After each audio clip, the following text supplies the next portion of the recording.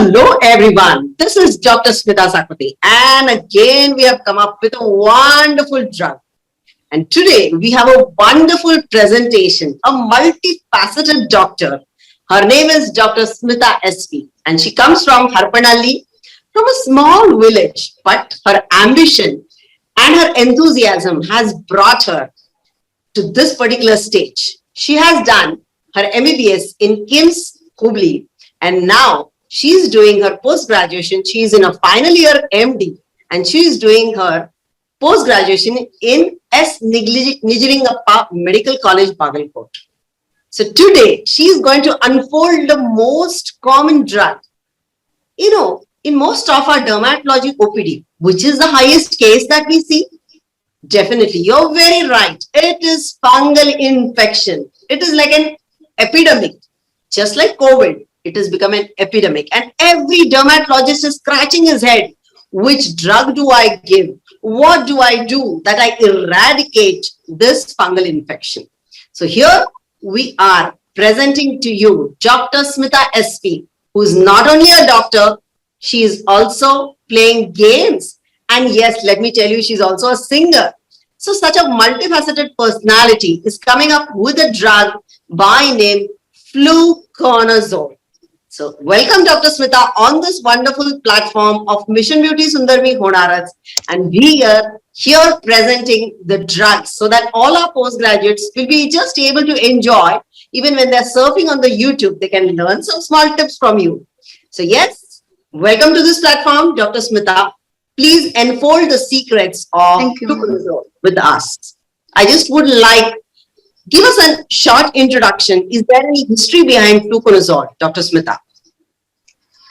Thank you, ma'am. Thank you for this opportunity.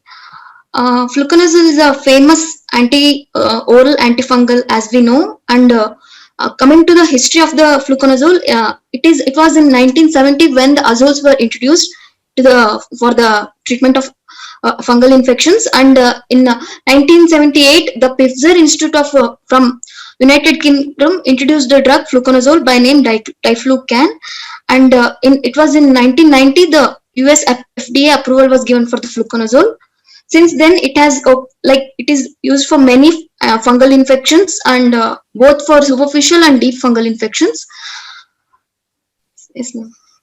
So it is almost more than a decade that fluconazole has been used.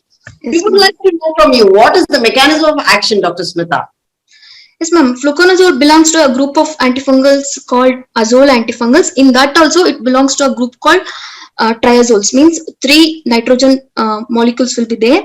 In that, it belongs to a first generation triazole, that is fluconazole. And the mechanism of action of azoles is mainly on the fungal cell membrane synthesis. That is, all of them acts by inhibiting 14 alpha demethylase. It is a cytochrome P450 enzyme inhibitor. Thereby, they prevent the conversion of lanosterol to ergosterol, and ergosterol is very much needed for the synthesis of fungal cell membrane, and thereby they inhibit the fungal synthesis and fungal replication. So they act by fungi static action. So yes, it prevents the cell wall formation, and yes, it is a fungistatic drug. These are the 2 small messages that come out from this particular discussion. I would like to know how the drug metabolizes once we take it orally. How does it excrete from the body? Ma'am, compared to other antifungal drugs, fluconazole is famous for its hydrophilic action, ma'am. It is more hydrophilic compared to other antifungals, ma'am.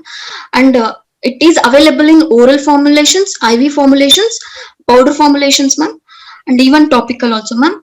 And it reaches its peak level after ingestion in 1 to 3 hours, ma'am. And its half-life is 30 hours, and its bioavailability is 90%, and its plasma protein binding capacity is 10 to 12%, ma'am. Since it is more hydrophilic than lipophilic, it can be used as a IV drug, and its action doesn't starting of action doesn't depend on the food intake, ma'am, compared to other drugs like itraconazole. And it is metabolized through slight mild first pass metabolism in liver, ma'am, but it is excreted mainly in unchanged form, ma'am. It is excreted 80% through renal excretion in unchanged form, and 11% as a in as metabolites, and 2 to 3% in fecal form, ma'am. Yes. So basically, one take-home bag message would be food has no interaction with it. Yes, It's a hydrophilic thing. It gets absorbed beautifully, and it is also available in the IV form. And excretion is directly. First pass metabolism happens through liver, and most of it is excreted in the direct form. yes, Yes. I would like to know what are the indications of it. ma'am. Fluconazole is FDA approved for oral candidiasis, vulvovaginal candidiasis, esophageal candidiasis, and is FDA approved for sporotrichosis, ma'am, and it acts in both immunocompromised and immunocompetent patient, ma'am. So it is given as a prophylaxis for in organ transplant patient, ma'am, to prevent systemic disseminated candidiasis, ma'am. And other off-label indications are Tinea cruris, Tinea corporis, and it is used for pityriasis versicolor, ma'am. And Tinea capitis also it can be used, ma'am, and for histoplasmosis, and it is FDA approved for cryptococcal meningitis also, ma'am, because it has higher penetration through blood-brain barrier. Yes. So wonderful. So primarily it is, working against the candida, which is very well approved. Second is sporotrichosis, and third is cryptococcosis.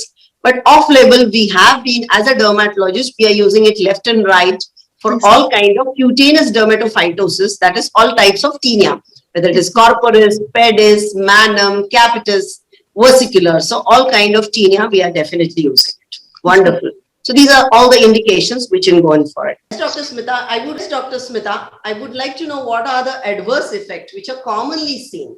And let's not talk about much about rare adverse effect, which is commonly seen day in and day out, which we need to really discuss with our patients. Yes, ma'am. The most commonly seen milder adverse effects are GI side effects, ma'am, like nausea, pain abdomen, dyspepsia, and diarrhea, and even mild skin rashes can be expected, ma'am. And CNS side effects like dizziness, insomnia can be expected, ma'am, and it can also cause taste perversion, ma'am. These are the most commonly seen side effects, ma'am. Yes. So as every drug, very common for postgraduates or undergraduates, we always say, nausea, vomiting is the common side effect, which is directly, you can just write it very blindly. Yes, And ma'am. I think we should never forget, even in the exams also, you can just write these two things at least, so Yes, that ma'am. you cover up the whole topic, even if you have missed something. So that is Yes, my take home back message for all the postgraduates. So simply, ma'am. at least in adverse reaction, write dizziness, nausea, vomiting, which Yes, will ma'am. definitely help the examiner to give you another 0.5 marks more. Yes, ma'am. Yes.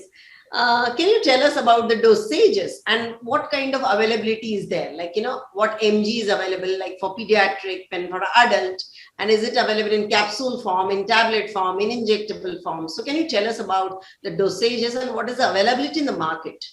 Yes, ma'am. Fluconazole is available in tablet form, ma'am, oral solution form, IV forms, ma'am.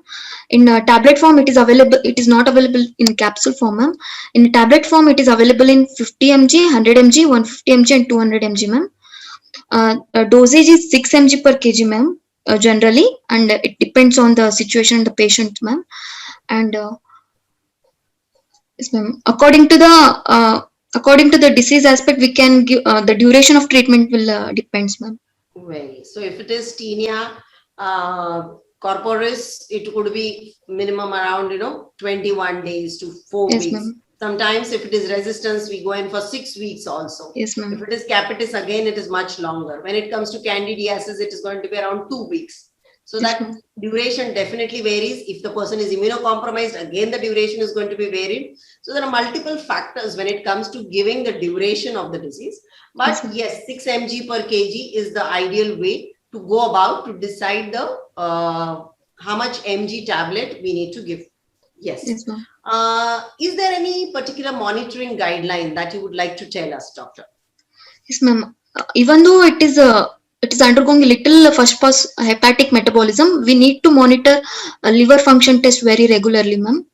We should look for abnormalities in liver function test, and we should look for any skin rashes, ma'am. If to prevent them going for severe SGSTN reactions, and we should look for should be cautious while using other pro-arrhythmic drugs, ma'am, because there are chances of it causing a QT prolongation with other drugs which induce it, ma'am. So we should be cautious in them, and we should be cautious while using patient who have hypersensitive. We should not use it with the patients. It's a history of hypersensitivity to fluconazole or other azoles also, ma'am. It is mainly the liver function test we need to monitor, ma'am. Yes. How often would you like to call doctor for LFT monitoring? Ma'am, it's better to do every 6 monthly, ma'am. Yeah. What are the drugs? See, normally in this COVID era and this overall era also, every person is on some medication. He's on diabetic, anti-diabetic, he's antihypertensive, he is on thyroid drugs. So it's very common that we see people are, on multi-drug therapy. So what is the drug interaction that we need to know when it comes to fluconazole? Ma'am, fluconazole is a inhibitor of CYP450 enzyme system, ma'am. It mainly inhibits CYP2C9 and CYP3A4, ma'am. So all other drugs which are metabolized through these enzymes will have an effect, ma'am. So we should be cautious while using this with the first 3 drugs, ma'am. That is quinidine, antipsychotic drug, quinidine, antiarrhythmic drug, pimozid, antipsychotic drug, and prokinetic agent like cisapride, ma'am. Other than that, monitoring should be done when the patients are on anticoagulants like warfarin, ma'am, ARB inhibitors like losartan, ma'am, and antimicrobacterial agents like rifabutin and rifapentin, ma'am, and statins like lovastatin, simvastatin, atorvastatin, ma'am, and macrolide antibiotics like erythromycin should not be given with fluconazole, ma'am, and other immunosuppressant agents like tacrolimus, sirolimus, cyclosporin, we should be cautious, ma'am, and STD, HIV drugs like NRTI. Among NRTI, we should be cautious while giving with zidovudine, and with the protease inhibitors, we should be cautious with saquinavir, ma'am. Quite a huge list of drugs, we Yes, have ma'am. to be thinking.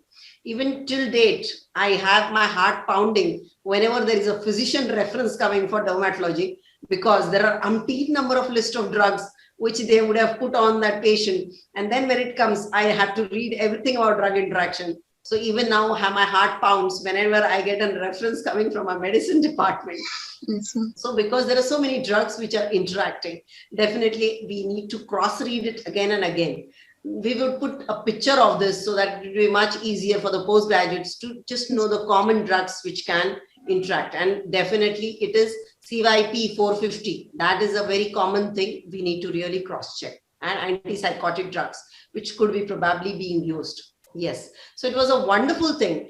Can you just give a small summary so that, if some postgraduate listens to this summary, can just keep it in the gray cell and recollect it during the exam, Dr. Smita?